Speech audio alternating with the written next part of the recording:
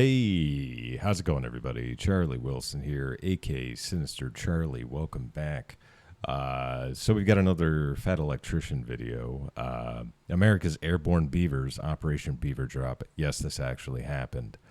Never heard of this. You would think it'd be the Canadian military that did this. I don't know. Anyway, yeah, we're going to get into it. Bam, go. This is easily one of my favorite stories of all time, and it is the epitome of it's not stupid if it works. Today we're talking about Operation Beaver Drop. I missed the quack.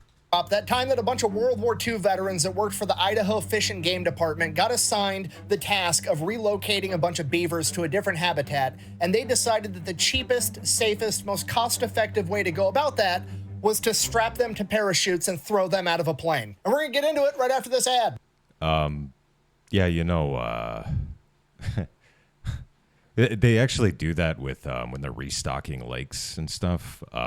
They don't use parachutes, though. Beavers probably need parachutes. Because I got bills. This video is brought to you by Conflict of Nations, a free online PvP military strategy game. It is based on a World War III type scenario where you get to pick your own country, or you can pick a state inside of the United States, because that's really the only way to make it fair for everybody else. Otherwise, America would be the instant win. Personally, I always start out as playing Iowa for obvious reasons, and my first order of business every single time is attacking Minnesota and turning them from Minnesota into Upper Iowa. They can't win a Super Bowl, and they're not going to win this battle. It's an easy W. But you don't have to attack. Remember, this is a strategy game. You can be diplomatic and form an alliance with another nation and work together. I mean, you could. I'm not gonna. I'm gonna build up my army with tanks, jets, and nuclear submarines and turn my attention to Wisconsin. Okay, I'm gonna be honest with you guys. The nuclear submarines are not super helpful in Midwestern warfare, but that's the type of flexibility that Conflict of Nations allows. I've already taken over Minnesota, the land of 10,000 lakes. I'm gonna put a nuclear submarine in every one of those lakes. Anyways, if you want to give it a try, it's available on both PC and mobile. And if you use my link and discount code down below, you're gonna get 13,000 free gold and a free 1-month membership. Let's get back to the video. Nice beaver.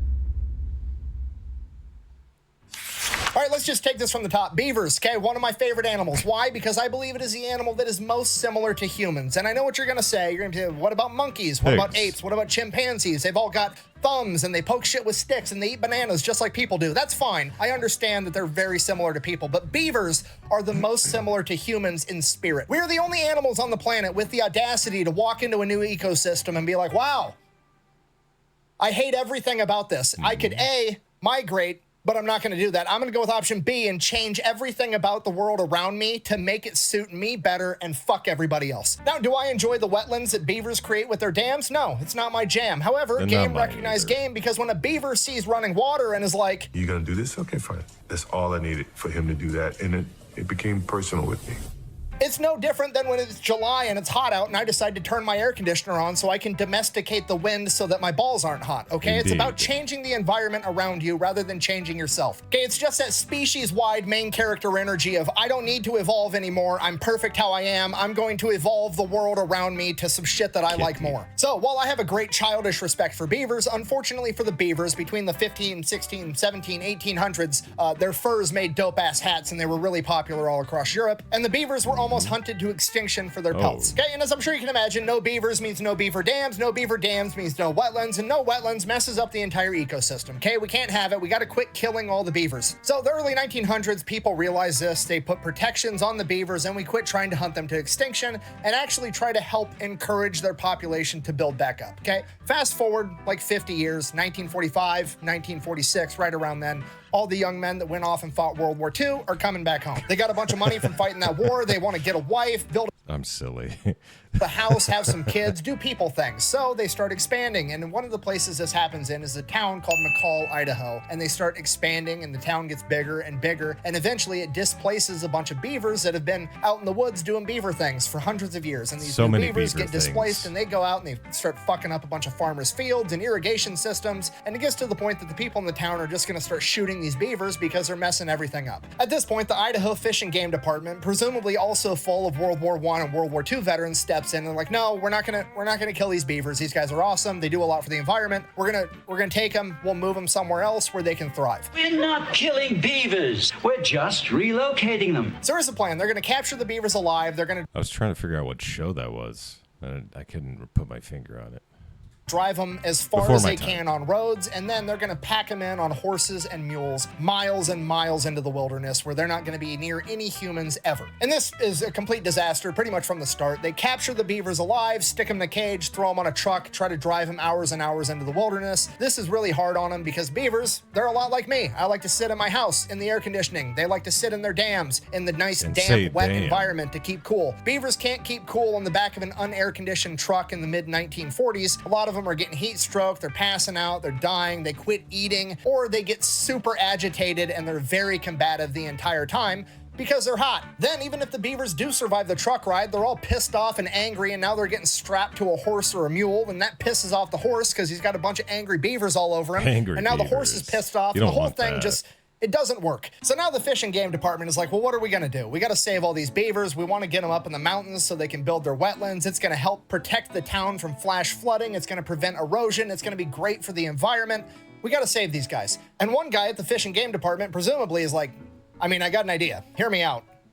We do have an awful lot of extra surplus parachutes from World War II laying around, and we've got a plane. Okay, now to us in 2024, this sounds insane, but you gotta remember, this is 1948, okay? There's no OSHA, there's no like rules and PETA. regulations, and it's in Idaho, which is basically the middle of nowhere at this point. Nobody's telling these guys what to do. A bunch of World War I, World War II veterans are like, Hey, huh, it's actually pretty you know what? If a World War II veteran wants to throw a beaver out of an airplane, I mean, thank you for your service, you know?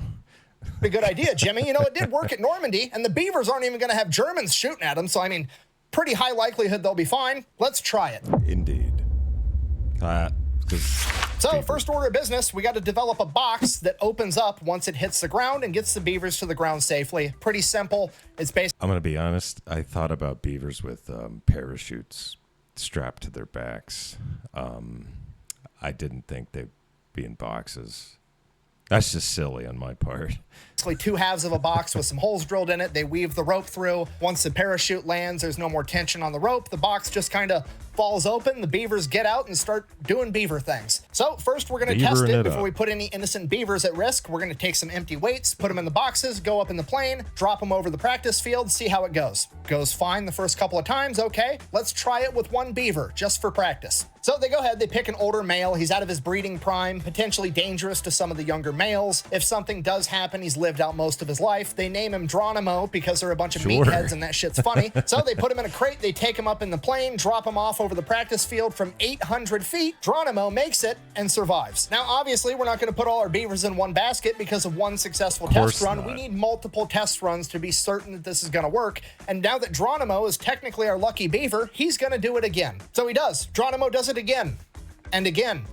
And again. And he keeps jumping, like more than 12 jumps this beaver makes. And by the end of it, the parks employees reported that Geronimo would actually run up to them and help them put him in the crate because he was ready to go again. That's awesome. Buh, this is animal abuse. And what if one of those boxes didn't Ooh, open go after the away. parachute landed? Buh. Okay, first of all, no, it isn't. I've already went over the options. A, they could stay where they were at, being displaced, and end up getting shot by farmers for messing up their crops. B, they could spend days in transit on the truck and on a pack mule suffering and potentially dying. Or C, we could throw them in an airplane, fly them there in 15 minutes, and then throw them out the side. They can get their jump wings while they're doing their Band of Beavers Yeah, Airborne reenactment, Beaver. okay? It's literally the best option. Okay, secondly, why are you worried about the box not opening? Like, did you think about this at all? It's a pine box, and that's a beaver, okay? Literally the only animal in the animal kingdom known for cutting down trees with its fucking face. I have the utmost confidence that if one of those boxes malfunctions, the beaver is gonna figure it out. All right, so now they have their beaver delivery method. They develop a plan. They pick out a bunch of different locations all over this wooded No area beaver. where they're gonna be able to drop these beavers off in groups of like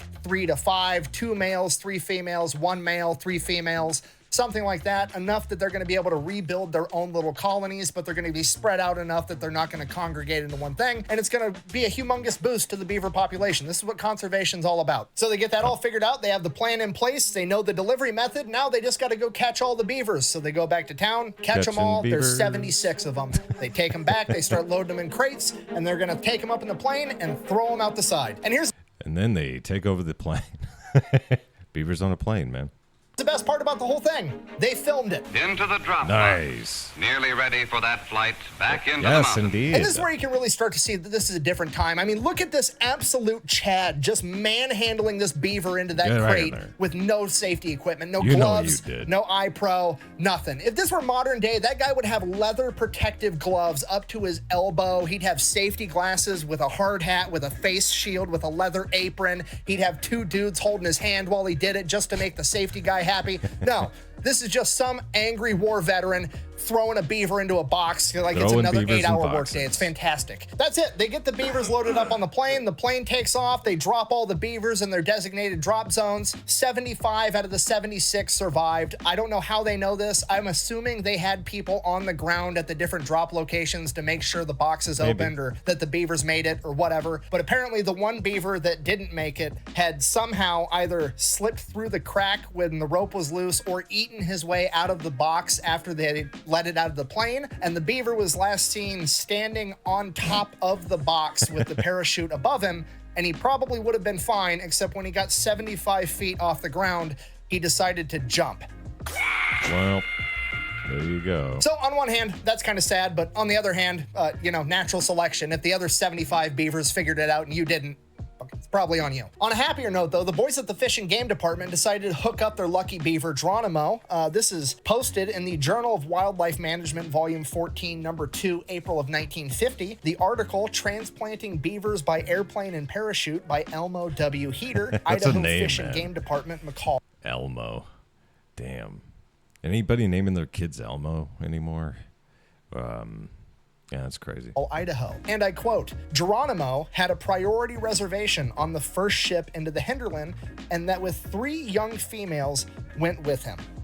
They had to hook up their boy. And he made it. Apparently, they went to check in on him a couple years later, and his new colony was, and I quote, very well established. And Geronimo was not unique Good in job, that because Geronimo. pretty much every drop zone ended up turning into a thriving beaver colony in the following years because they kept tabs on this entire thing. And not only did it work, it was also super cost effective because according to this journal, the cost of transplanting one of these colonies was $30. It was $2 for the box, $16 for the surplus cargo parachute, and the flight time, man hours, and fuel totaled to $12 for a total of $30 per colony. Sweet. And just to be clear, that's the actual crazy part about this story. It's not the fact that they actually had airborne beavers to go save the environment. The fact that it was kind of a government project that didn't cost that much money.